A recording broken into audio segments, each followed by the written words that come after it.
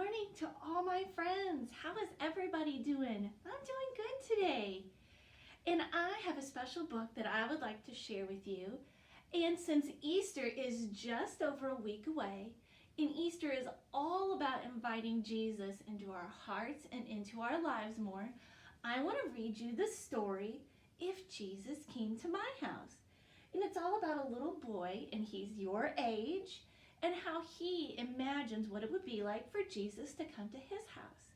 So this book was written by Joan Thomas, and the pictures were drawn by Lori McElrath Slick. If Jesus came to my house. If Jesus came to my house, I'd knock upon the door, and I'm sure I'd be more happy than I've ever been before. If Jesus came to my house, I'd like him best to be about the age that I am and about the height of me. I'd run downstairs to meet him, the door I'd open wide, and I would say to Jesus, "Oh, won't you come inside?" I'd offer him my rocking chair, it's such a comfy seat, and at the pleasant fireplace, he'd warm his little feet.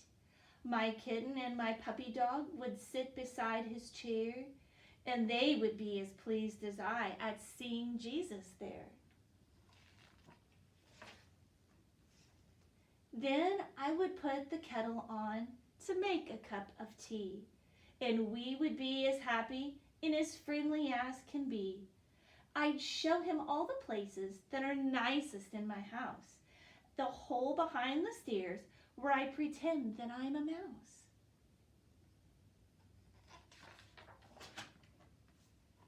The little window up above where I can stand and see the people passing down below, and yet they can't see me. And then I think I'd show him the corner in the hall where I'm sometimes rather frightened by the shadows on the wall. I always have to hurry when I'm going past at night, but hand in hand with Jesus, I'm perfectly all right. I'd show him round the garden and ask him please to bless the seeds that I have planted, the peas and watercress. And if the flowers I'd planted were blooming on that day, I'd pick a bunch of all the best for him to take away. Then while he held the basket, I would gather 2 or 3 of the ripest, rosiest apples for my special apple tree. And all the little birds would come and twitter up above for joy at seeing Jesus in the garden that they love. And then we'd play with all my toys, my nicest toys, of course. And he would have the longest ride upon my rocking horse. And with my bricks, I'd build for him a palace of his own.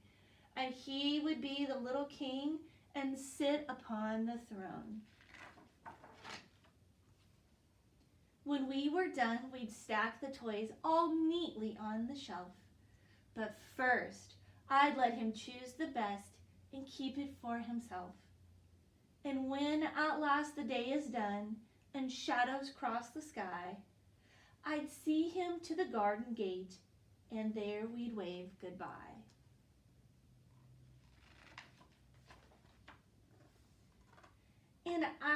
And he'd perhaps say thank you for the lovely afternoon.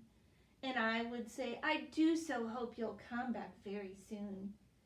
Then he'd smile and wave goodbye, and so would end our day. And all the house would seem to smile because he came our way.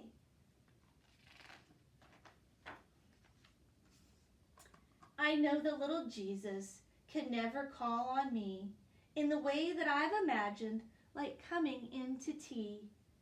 But I can go to his house and kneel and say a prayer, and I can sing a song and worship him and talk with him in there. You could also sing and pray and worship Jesus at home too. And though he may not occupy my cozy rocking chair, a lot of other people would be happy sitting there. And I can make him welcome, as he himself has said, by doing all the things I would do for him, but for other folks instead. And though the house is dark at night with shadows on the wall, I never need to be frightened when I'm going through the hall. Although I cannot see him, I can still feel him near, to understand and hold my hand and drive away my fears. Jesus will always be there for us when we're afraid. The flowers in my garden he may not pick himself, but someone else would like them upon his mantel shelf.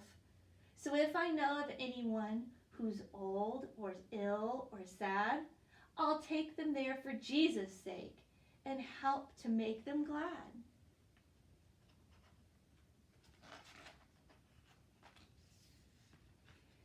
I can still share with Jesus the nicest of my toys by lending them or giving them to poorer girls and boys. And though he may not visit me as I wish he would, yet even so he'll bless my house if I am kind and good. The end. So boys and girls, we can still be just like this little boy, and we can do kind things and good things for others. And that is what Jesus would want us to do. And that's what Easter is all about. I hope you enjoyed this story. I really like this story. I will read you another story again soon. I'm going to send you all a big hug, and I will see you soon. Bye, everybody.